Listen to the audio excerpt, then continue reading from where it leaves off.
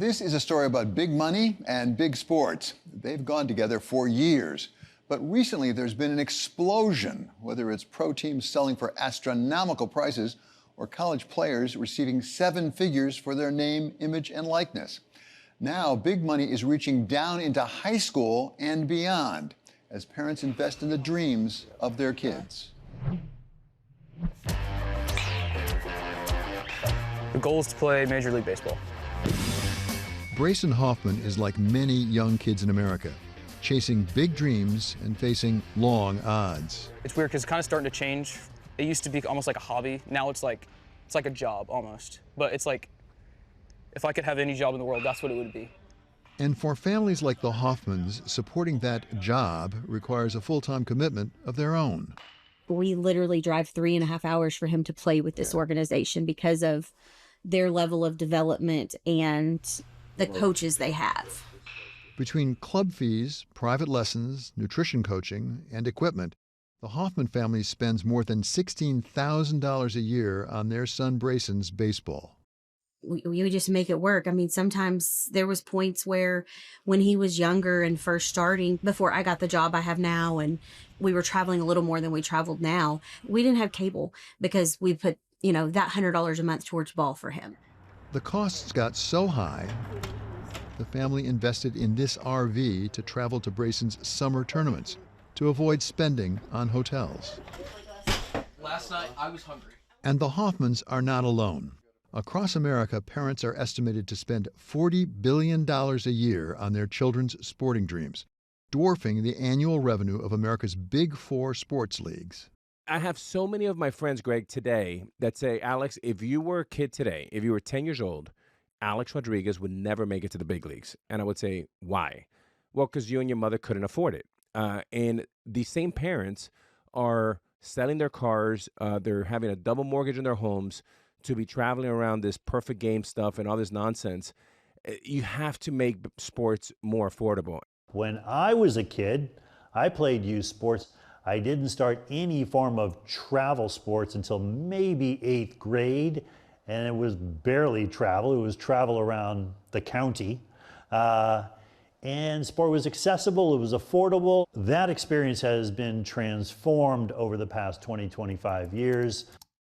Tom Ferry is the founder and executive director of the Aspen Institute's Sports and Society program. He has studied the growing industry for decades. The growth really started with the travel team industry. So in the 1970s and for most of the 1980s, youth sports were dominated by local, low-cost, in-town recreation leagues. And then hockey, and then basketball, and baseball, and soccer, and other sports, really in the 1990s and the early aughts, really discovered the idea of youth sports tourism, building these large, what we call megacilities in places like, Central Florida or Indiana or Arizona, with many fields or gyms where you could attract teams and host these large tournaments and make a lot of money from parents who are paying for fees or watching their kids play, or local hotel rooms, which the tournament organizers get a cut of.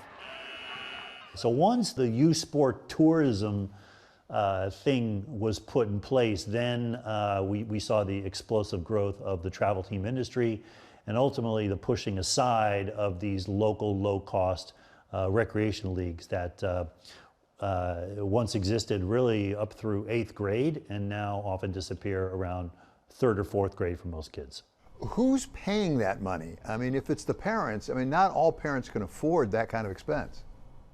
Right, so that's part of the challenge, is once you introduce these travel teams at ever earlier ages, you structurally begin to push aside the kids from the lower income homes, sometimes a kid from the middle income home, whose family can't afford that, especially if they have 2, 3, 4, 5 kids. You can't do this for every kid, and you also don't have the time for it.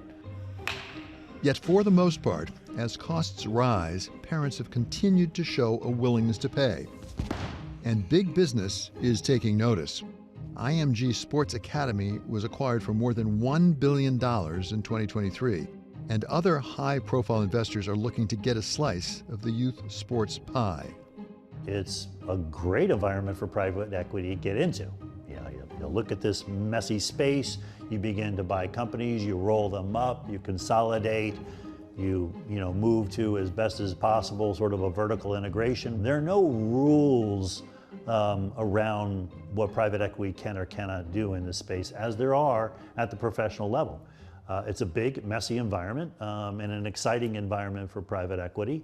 Not all of them are doing the same thing. Some of them are really super focused on the elite environment and wringing more and more money out of families under the idea that your kid might be elite. And the word might is doing the heavy lifting. A recent study found 11% of parents believe their child could go pro, but the actual chances are tiny. Out of 10,000 high school players, fewer than 16 will be drafted by a Major League Baseball team, and the odds are even longer for the NBA and NFL. But even if a young athlete may not make it to the big leagues, there are a growing number of avenues to see a return on investment. Name, image, and likeness deals offer college athletes, and those even younger, the chance to make real money that goes far beyond the traditional athletic scholarship.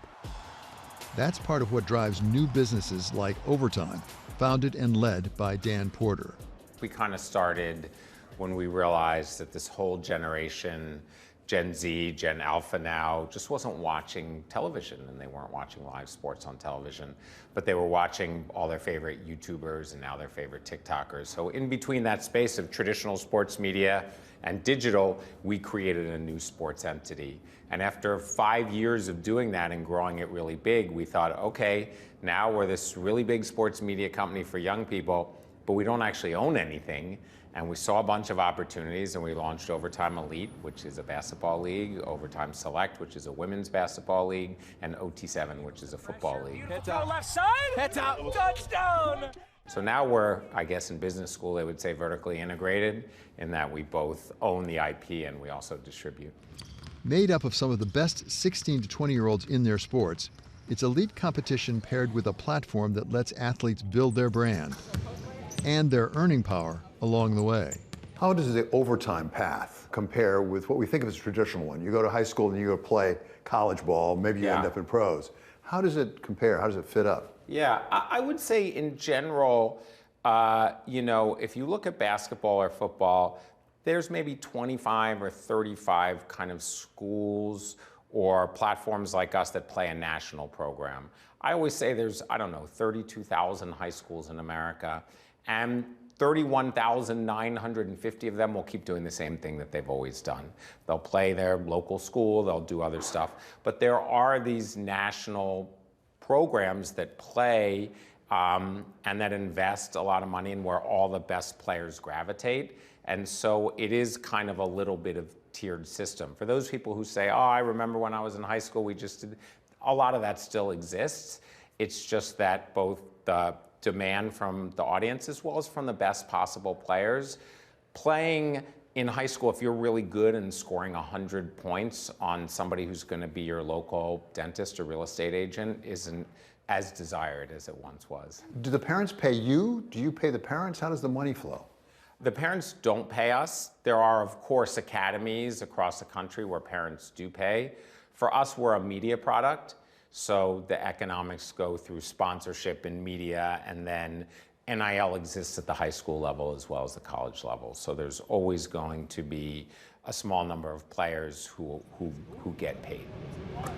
As earning potential for athletes expands, so do the business opportunities around them, changing the economics of the system.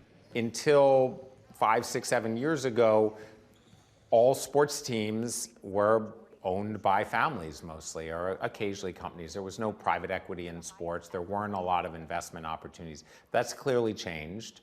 So what happens when that starts to get saturated at the pro level? It moves to the college level, and NIL and conference readjustment and television rights now see a lot of money pouring into the college level. Well, now that, that pitcher is overflowing and going to the high school level.